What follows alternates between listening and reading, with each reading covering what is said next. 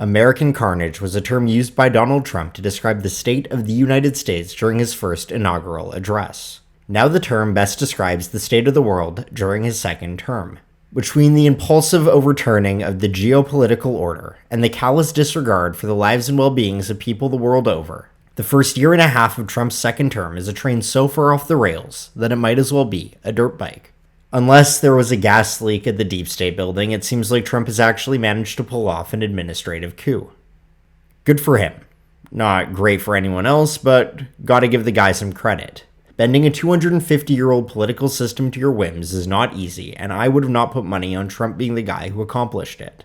For this video, I thought it would be fun to review some logical explanations for the second Trump admin's foreign policy. Who knows? Maybe there's more going on behind the scenes. Or maybe the American empire is staffed by morons and is crumbling faster than an overbaked cookie. Regardless, I hope you enjoy the video.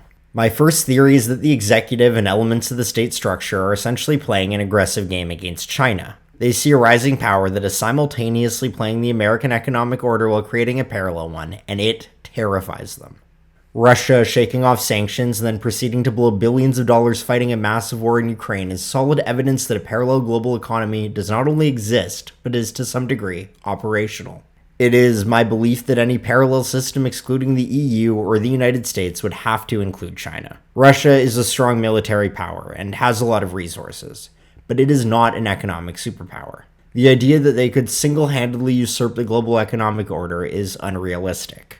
If China manages to create an economic order that is as viable and beneficial as the American model, it creates an incentive structure which locks the United States into a geopolitical tightrope, where the world could split back into two spheres of influence based on some mix of strategic and ideological alignment.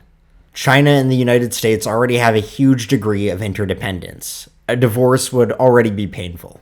If China has joint custody of the global economy, it's elevated from major crisis to a Cold War-style international split. That is improbable, though. The two are locked into uneasy cooperation for now. They both need each other, and China, though extremely influential, is not at a level where it could unilaterally usurp American power across the globe. The reason the American executive and foreign policy establishment might be willing to make some reckless plays to stop the rise of a Sino-centric economic order has more to do with control over everyone else. If any nation feels emboldened to do what Russia did and blatantly defy American interests, it is effectively the end of their hegemony and unipolar control over most of the world. So if Trump is indeed trying to cut China out of any hope at global economic dominance, he is making some moves that would, in theory, make sense. By instigating regime change in Iran and Venezuela, he is effectively bringing a large share of Chinese oil supply into the American sphere of influence. Still though, this ignores the fact that China is on decent terms with most oil-producing nations, and to the extent this move has hurt China in the immediate term, it has also hurt the rest of the world, including the United States.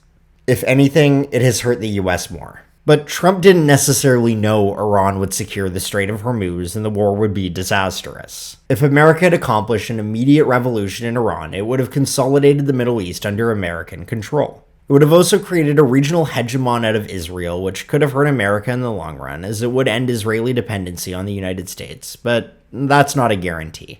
In my opinion, if this was the gamble, it would make sense theoretically, but in reality it is about as stupid as your FIFA parlays. It is the most rational theory from a purely geopolitical lens, and the motive is there, but if this was the reasoning, then it backfired spectacularly. Another theory is that the Trump admin is seeking hemispheric control. This makes the regime change in Venezuela, the threats against Greenland, and Trump's initial posturing towards Canada make sense, but is completely contradicted by Trump's Iran policy. There is historical precedent for this in American foreign policy doctrine, but it would also require a US shift away from global empire, and Trump has not done any moves to really go against that institution, save a few half-hearted threats to leave NATO. Trump's aggressive posturing towards Cuba also backs up this theory, but given his war in Iran and his increasing commitments to Ukraine, I doubt this is a serious endgame for the Trump administration. There is also the possibility that Trump is just a bit of a glory hound, and that his foreign policy consensus is whatever he thinks will be good for his legacy. In the past, he has expressed a childish understanding of the socio-political effects of war, claiming Obama might start a war with Iran to save his poll numbers. He almost certainly got this idea from George W.'s polling during the beginning of the Iraq War, and made the mistake of assuming because it was true once, it was a universal rule.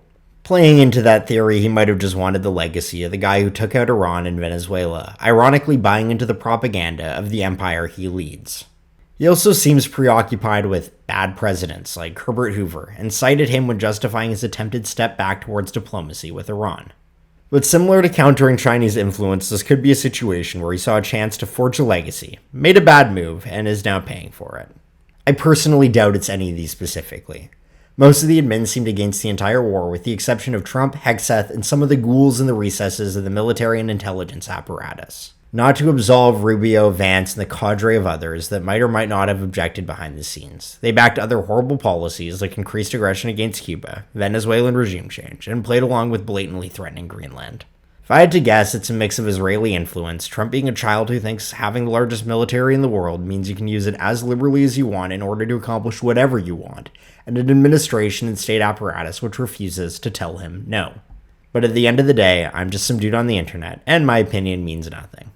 Anyway, I hope you enjoyed this. Happy belated 4th of July, and tell me your theories in the comments. I apologize to my regular viewers for the break in format. I'm sure all 3 of you are pretty disappointed.